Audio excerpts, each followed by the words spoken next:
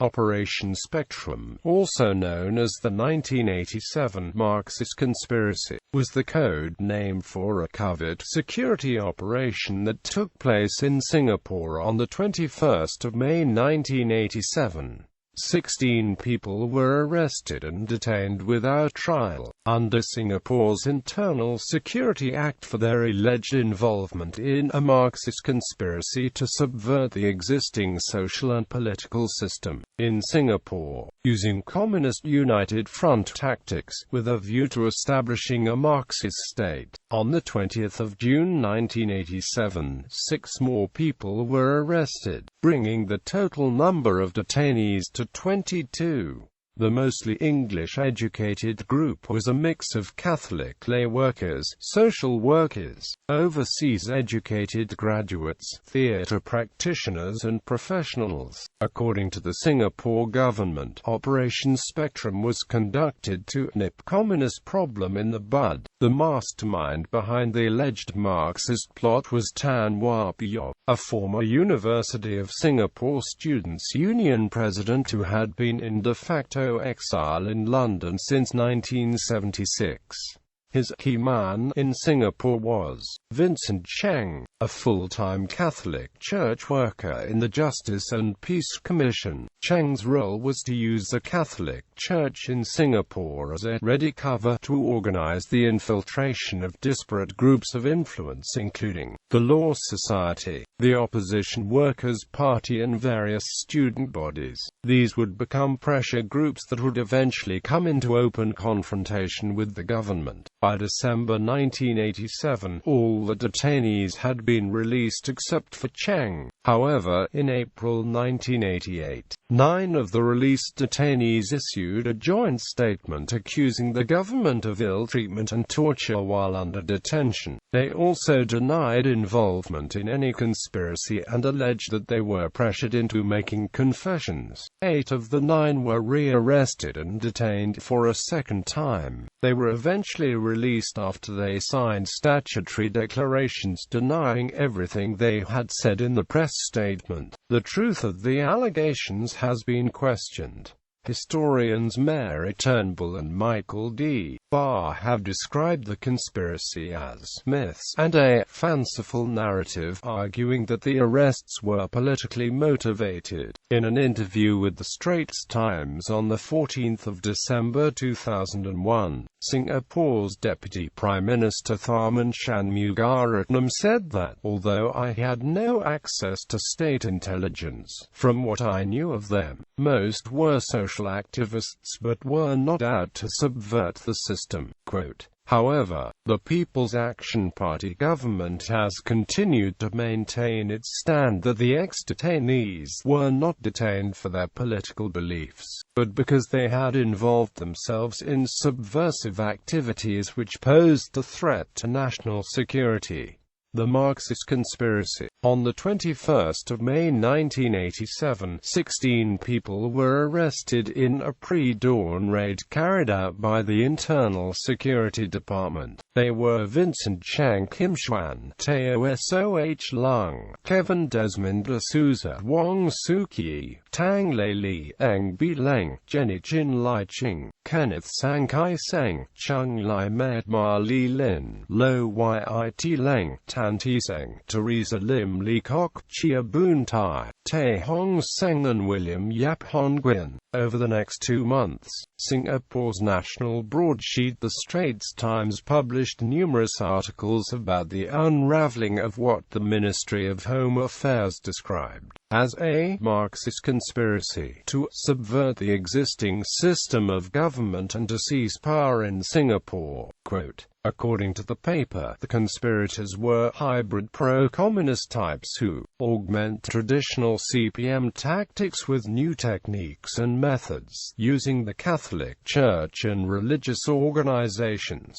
the Catholic Church and the state. The Catholic organizations that were named by the government as having been used by Chang to further the Marxist cause included the Justice and Peace Commission, the Student Christian Movement of Singapore, the Young Christian Workers Movement and the Catholic Welfare Centre, which assisted foreign workers and maids working in Singapore. The government also said that the detainees had links with Filipino leftists and advocates of liberation theology as well as Sri Lankan separatists. The courts, the Internal Security Department and the media had been provided of ample evidence of the subversive action. Several members and alleged conspirators had trained with the Tamil Eelam Liberation Organization, a Sri Lankan terrorist group. Several pictures, especially of Chung Lai Met, was published showing her holding a gun, as well as participating in military training. Documents and witnesses pointed that several of them had gone through weapon training courses and forms of military training by Marxist-affiliated or terrorist-linked groups. Initial reaction. Following the arrests, Archbishop Gregory Yong, the head of the Catholic Church in Singapore, issued a joint statement with his priests that expressed support for the 4 full-time church workers and 6 volunteers who were detained. It also affirmed that the Catholic Church must continue its mission of spreading its teachings on matters pertaining to justice as they apply to social, economic and political issues. The joint statement and a pastoral letter supporting the church workers were read in all Catholic churches on the 31st of May 1987. The church also held a special mass for the detainees and the families. All this led to a build-up of tension between the church and the government. Meeting with Lee Kuan Yew. On the 2nd of June 1987, a meeting was arranged between Prime Minister Lee Kuan Yew and Archbishop Gregory Yong as well as 9 other Catholic Church representatives who had been cleared by the Internal Security Department. Lee was concerned about the reaction of the Catholic community to the detentions. When Yong asked for proof that 9 of the detained church workers had been involved in a clandestine communist network, Lee interrupted him by saying, "It is not a practice, nor will I allow subversives to get away by insisting that I've got to prove everything against them in a court of law or evidence that will stand up to the strict rules of evidence of a court of law." In a press conference given immediately after the meeting, Yong said that he accepted the Internal Security Department's evidence against Chang and was satisfied that the government had nothing against the Catholic Church when they arrested him. Yong said that the man himself admitted that he was using the church. "I think this is one of the biggest reasons why I have to accept the government statement." After going through the depositions made by the person concerned himself, I have no way of disproving this statement. Lee stressed that the government upheld freedom of religion but would not tolerate the use of religion for subversive activities. However, 2 years later in 1989, speaking in court during the defamation suit launched by the government against the Far Eastern Economic Review, Father Joachim Kang gave a different account of the meeting. One of the Catholic priests who was present at the meeting, Kang, said that Lee Kuan Yew was dismissive of Vincent Chang and the detainees, saying they were stupid novices and calling Tan Wah Piov a simpleton. Instead, Lee turned the spotlight on 4 priests, Fathers Edgar D'Souza, Joseph Ho, Patrick Go and Guillaume Rocarina. Edgar D'Souza was the associate editor of the Catholic News and press liaison officer of the Church. Joseph Ho was the chairman of the Justice and Peace Commission. Patrick Go was the national chaplain of the Young Christian Workers Movement and a commission member, and Guillaume Rocarina was the director of the Catholic Center for Foreign Workers. Lee criticized them for venturing into the political arena and gave the impression that he considered the priests to be subversives, Marxists or communists, and mentioned that the government had full rights under the Internal Security Act to arrest them. It left Kang feeling dead worried about the fate of the priests and the church. Kang also said that he got the impression that the real target of the government's action was not the 16 detainees but the 4 priests. Subsequent actions following the press conference, Archbishop Gregory Yong implemented measures that were an about-turn from his earlier stance.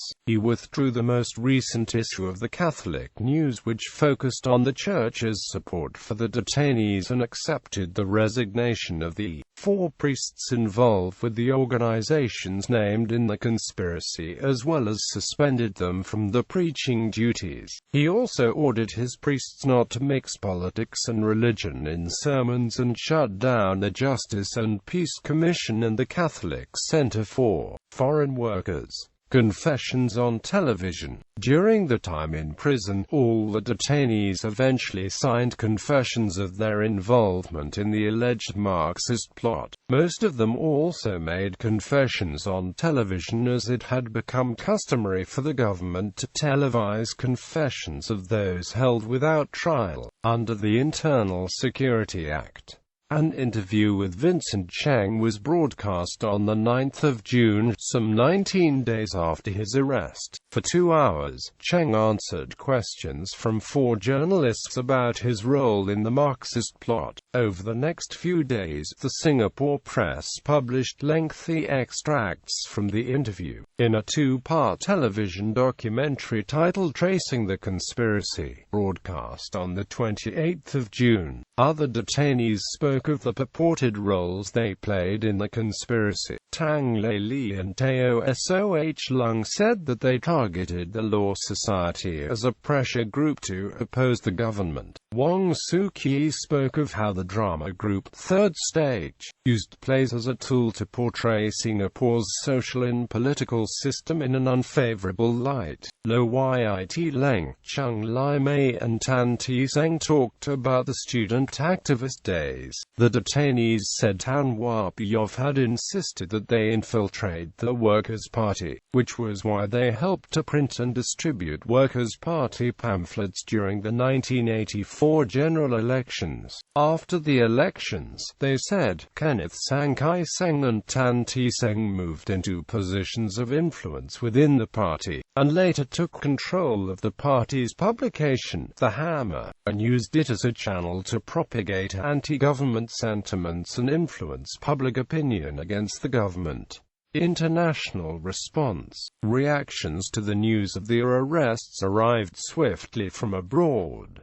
Senior Minister S. Rajaratnam stated that the detentions had drawn protests from about 200 organizations in the United States, Europe, Thailand, Philippines, Australia, New Zealand, Malaysia and Hong Kong. Major Asian news publications such as the Far Eastern Economic Review, Asia Week and The Star followed the affair closely and offered minute analyses, generally taking a critical tone with regard to the actions of the Singapore authorities. Prominent examples of external organizations that challenged the People's Action Party during the 1987 Internal Security Act arrests are the International Commission of Jurists, Amnesty International, World Council of Churches and Asia Watch. Amnesty International sent a group to Singapore to investigate the case, later adopting all 22 detainees as prisoners of conscience. The ICJ also sent a mission to Singapore. Its report on the 12th of October 1987 stated that there was no evidence which justified the detainees being labeled Marxists or communists, that the treatment of the detainees by the Internal Security Department amounted to clear and grave violations of human rights, and that the mission's report endorses world opinion that the real motive for these detentions is to quash internal opposition and criticism of the Singapore government. The affair was also brought to the attention of the European Parliament. On the 4th of July, 55 members of the United States Congress, among whom were several presidents of justice commissions, signed a letter demanding that legal procedures begin or else that the detainees be set free. At a meeting, the the foreign affairs ministers of the United States, Canada, New Zealand and Australia asked the Singapore counterpart for explanations of the affair. 15 deputies of Japan's National Diet also sent a letter to Prime Minister Lee Kuan Yew.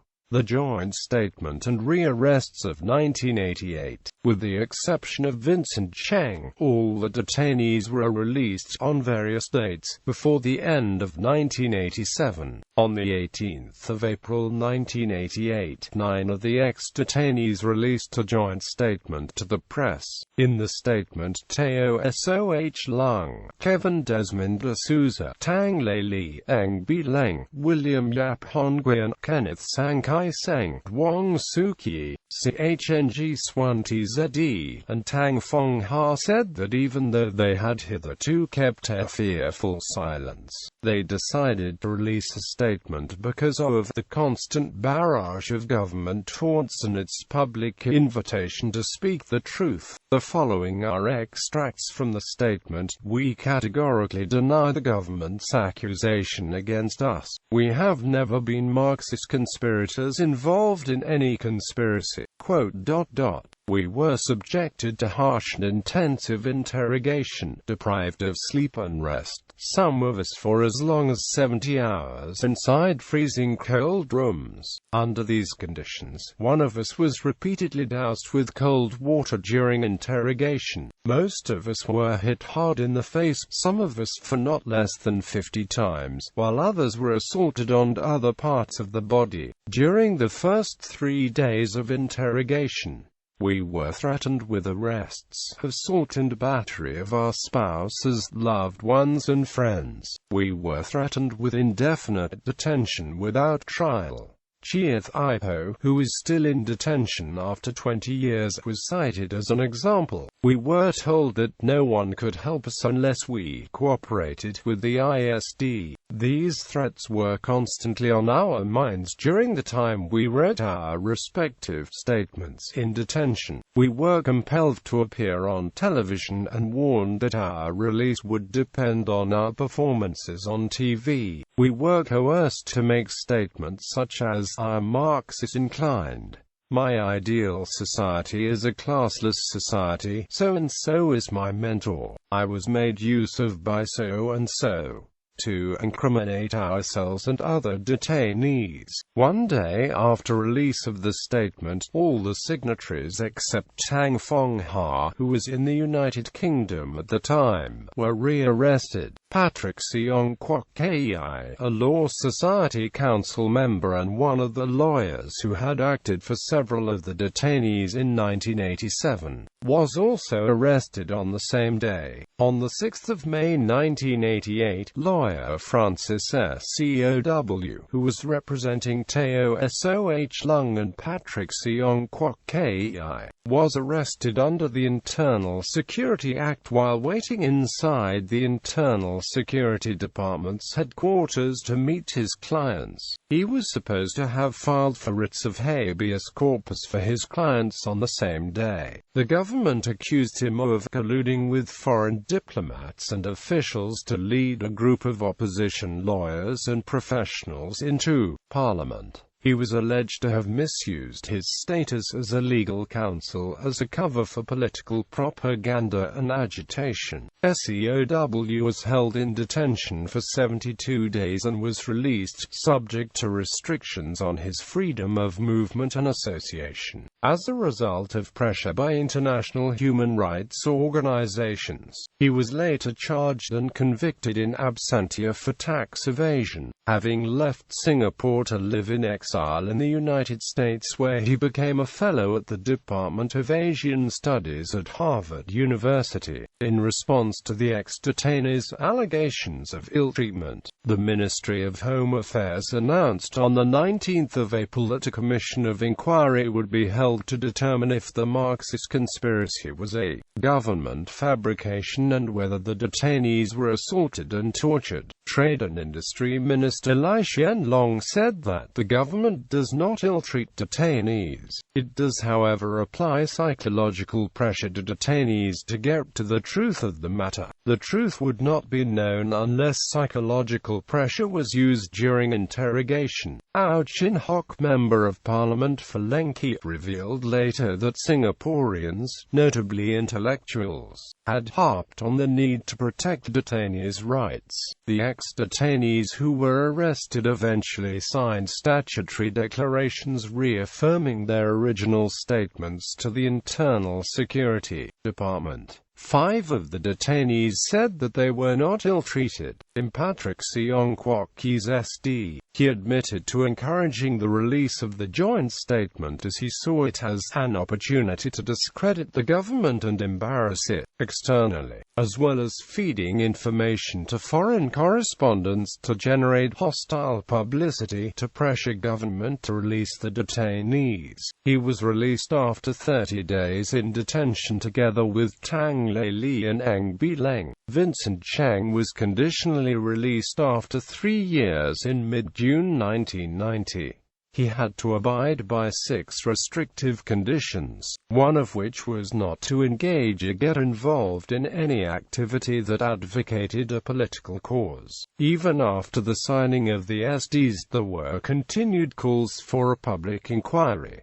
Minister for Home Affairs S. Jayakumar stated that there was no longer a need to hold a commission of inquiry as investigations had showed that the ex-detainees were not seeking judicial or legal redress but were acting as political propagandists out to discredit the government. Quote, he also claimed that the foreign press had hysterical reactions to the news of the rearrests, which did not come as a surprise to the government.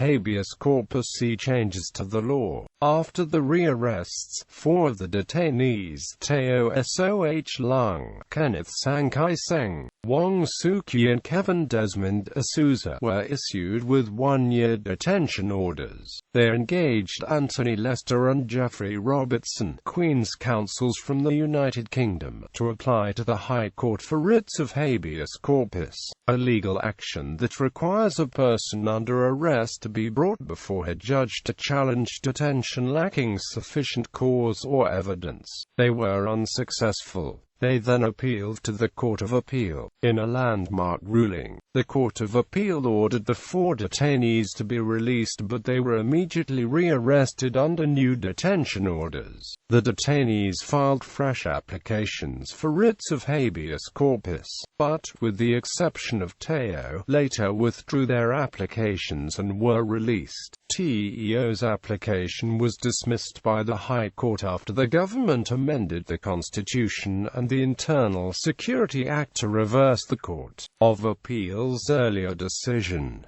The amendments were expressed to operate retrospectively. The legality of these amendments was unsuccessfully challenged by Teo in Teo Soh Lung v. Minister for Home Affairs and Vincent Chang in Chang Vincent v. Minister for Home Affairs. Impact of Operation Spectrum. Changes to the law. The legal challenges mounted by the detainees led the Singapore government to introduce bills in Parliament to amend the Constitution and the Internal Security Act to remove the power of the judiciary in cases related to internal security. Although the Court of Appeal held in the seminal 1988 case CHNG Swanty ZEV, Minister for Home Affairs, that the courts could review the legality of detentions under the Act, the government reversed the effect of the case less than 2 weeks later, announcing that it would restore the law to its pre-CHNG Swanty ZE state. Bills seeking to amend the Constitution and the Internal Security Act were introduced and enacted by Parliament on an urgent basis, and they came into force on the 25th of January 1989. The legality of the amendments was challenged by Teo in Teo Soh Lung v. Minister for Home Affairs and Chang in Chang Vincent v. Minister for Home Affairs, but they were unsuccessful. The amendments were determined to be effective by the High Court and Court of Appeal in 1989 and 1990 respectively, with the Court of Appeal holding that Parliament had effectively turned back the clock to 1971, and so it could not consider whether there were objective grounds for the detention. The Internal Security Act is now shielded from unconstitutionality by Article 149 of the Constitution. Appeals to the United Kingdom's Privy Council were also abolished because the government averred that only the local courts should be involved in matters that involved Singapore's national security. Following this episode, the Maintenance of Religious Harmony Act was passed in 1990 as an additional legal instrument to keep politics and religion separate in Singapore. The law gives the Minister for Home Affairs the power to issue restraining orders against any religious leader whose sermons, speeches or actions threaten Singapore's religious harmony. Gazetting of foreign media. The Far Eastern Economic Review, a weekly news publication under Dow Jones Inc., was gazetted and its circulation restricted as a result of an article about the Marxist Conspiracy, New Light on Detentions, that offended the Singapore government. Its circulation was reduced from 9,000 copies to 500 copies per issue per week. In addition, Prime Minister Lee Kuan Yew commenced a personal action for defamation against the Far Eastern Economic Review, its editor, the reporter, and all those connected with its publication. Asia Week, a regional weekly owned by Time Inc., was also gazetted due to its refusal to publish 2 letters from the government concerning the magazine's cover story on the detentions. The magazine's circulation was reduced from 10,000 copies to 500 copies per week. When Asia Week softened its stance against the government, its circulation was raised to 5,000 copies, but not before its resident correspondent, Lisa Bay, was transferred out to Hong Kong.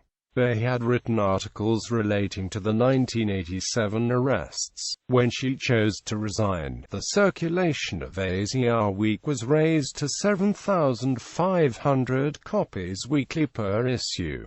Doubts about the Marxist conspiracy. Many political commentators, academics and even members of Singapore's ruling elite have expressed skepticism over the years that a Marxist conspiracy ever existed. Historian Mary Turnbull wrote that the alleged Marxist conspiracy and the liberation theology menace turned out to be myths. Michael D. Barr, a historian at Flinders University, called the conspiracy a fanciful narrative. Goh Chok Tong revealed in his Interviews for Men in White, the untold stories of the pap that former Minister for National Development S. Dana Balon left the cabinet in 1992 because he was not comfortable with the way the government had dealt with the 1987 Marxist conspiracy. Goh said, at that time, given the information, he was not fully comfortable with the action we took. He felt uncomfortable and thought there could be more of such episodes in future, so he thought since he was uncomfortable, he'd better leave the cabinet. I respected him for his view. Law lecturer Walter Woon, who would later assume the post of Attorney General, said in a 1991 interview with the Straits Times that, as far as I am concerned, the government's case is still not proven. I would not say those fellows were read, not from the stuff they presented. I think a lot of people have this skepticism. There is evidence that Prime Minister Lee Kuan Yew himself did not believe that those arrested were part of any Marxist conspiracy, according to notes taken by the Internal Security Department at a private meeting in the Istana on the 2nd of June 1987 at 1,500 hours between Lee and Catholic Church leaders. Lee said that he was not interested in Vincent Cheng and his group that he did not believe Tan Hua Piao was in control, and that he regarded the detainees as nothing more than do-gooders who wanted to help the poor and dispossessed, according to Catholic priest Wickham Kang, who was present at the same meeting. Li also dismissed Vincent Cheng and the others as stupid novices and called Tan Hua Piao a simpleton.